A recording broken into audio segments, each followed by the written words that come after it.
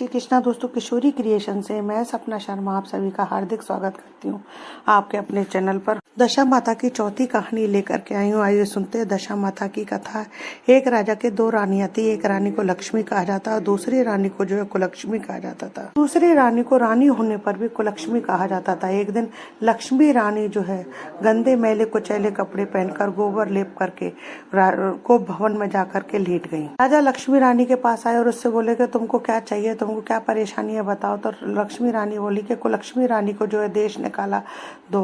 तो राजा सोचता है कि अगर कुलक्ष्मी को देश निकाला देता हूँ तो मेरी बदनामी होगी। इस कारण राजा जो है उसको पीयर सोचने का विचार करता है, छोड़ने का विचार करता है। अब राजा स्वयं रथ में बैठे और कुलक्ष्मी रानी को भी रथ में बैठाया और उनको ले करके जो है एक बियावान जंगल में पहुंच गए। बियावान जंगल में पहुंचने के बाद उन्होंने रथ के सारथियों को तो वहां से भेज दिया और रानी को घने जंगल में छोड़कर जो है घोड़े पर सवार होकर आ गए। इधर कुलक्ष्मी को राजा की बाट देखते हुए सारी रात बीत गई। कुलक्ष्मी रानी को जो है पानी की प्यास लगी। रानी ने रथ से उतरकर नीचे उतरकर देखा और उसे आसपास कहीं भी पानी नहीं मिला। अचानक उनकी निगाह जो है एक सारस के जोड़े पर पड़ी और वह उनके सारस के जोड़े के पीछे पीछे चल दी। पीछे पीछे रानी भी जो है एक नदी के किनारे पहुंच गई। वहां पहुंचकर रानी ने अपनी प्यास बुझाई, नदी में स्नान किया और वहां पर अन्य स्त्रियां भी जो है अन्य स्त्रियों ने भी वहां पर स्नान किया। स्नान करने के बाद में उन्होंने दशा माता का डोरा लिया और डोरा बचने के कारण उन्होंने रानी से भी जो है दशा माता के डोरा लेने के लिए आग्रह किया। तो रानी ने भी जो है उनके साथ में दशा माता का डोरा लिया।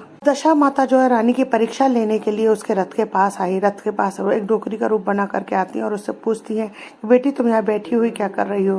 तब रानी उनसे पूछती है कि आप बताओ आप यहाँ पर क्या कर रही हो। माता ने रानी से कहा कि मैं ऐसा करूँ, मेरे को अपनी मौसी मानो, मैं तुम्हारी मौसी हूँ। रानी इतना सुनते ही उस बुढ़िया माई के गले लगकर रोने लगी और अपनी सारी विपदा उन्होंने जो है दशा माता को बताई। रानी ने कहा कि मुझे केवल आपका ही सहारा है, आप मेरी रक्षा करो। दशा माता की कृपा से जो है वहाँ पर एक मायावी महल बन गया रानी के भाई भाभी। रानी ने 9 दिनों तक अपने भाई भाभी माता पिता के साथ में दशा माता की बड़े ही विधि विधान से पूजा अर्चना की। 10वें दिन जो है रानी को दशा माता का डोरा लेना था। तो दशा माता ने उससे कहा कि नदी में जाकर के तुम स्नान कराओ, वहां पर तुम्हें एक सोने का स्वर्ण कलश मिलेगा, तुम उसे ले लेना और जो डोली तुम्हें लेने आए उसमें बैठ करके चल देना। अब रानी ने नदी में पहुंच करके स्नान किया। स्नान करने के बाद उसे 2 स्वर्ण कलश रखे हुए मिले। वहां पर रेशमी वस्त्र भी रखे हुए मिले थे। रानी ने रेशमी वस्त्र पहने। रानी तैयार हो गई तो उन्हें एक डोली आती हुई दिखाई दी। रानी डोली में बैठ गई और अपने घर पहुंच गई और घर पहुंचकर दशा माता के बसाए हुए मायावी उस राज्य में पहुंच गई। अपने भाई भाभी पियर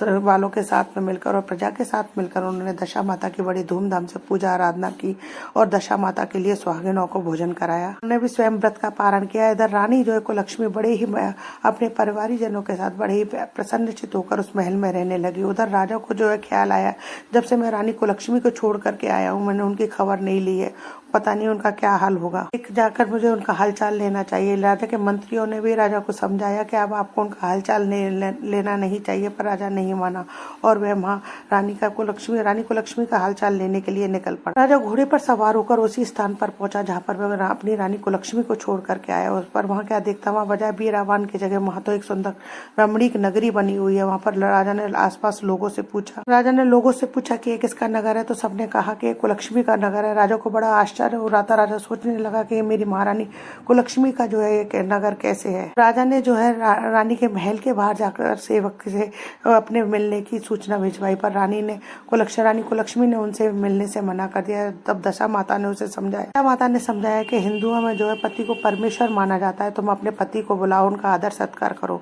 अब रानी ने दशा माता के कहे अनुसार अपने पति को बुलाया, उसका आदर सत्कार किया, फिर उनको भोजन के लिए निमंत्रित किया। रानी जो है राजा और नाई को भोजन कराने लगी। रानी ने नाई को भोजन परोसा तो नाई ने रानी के पैर पर छींटा मार दिया। रानी को उस नाई के द्वारा मारे गए छींटे का भेद समझ नहीं सकी। जो है फिर पोशाक बदल करके आई और फिर वह भोजन परोसने लगी। राजा ने सोचा यहाँ पर तो बहुत सी रानियां हैं, मैं अपनी रानी को कैसे पहचानूंगा। राजा ने नाई से कहा यहाँ पर तो बहुत सारी रानियां हैं, मैं अपनी रानी को कैसे पहचानूंगा।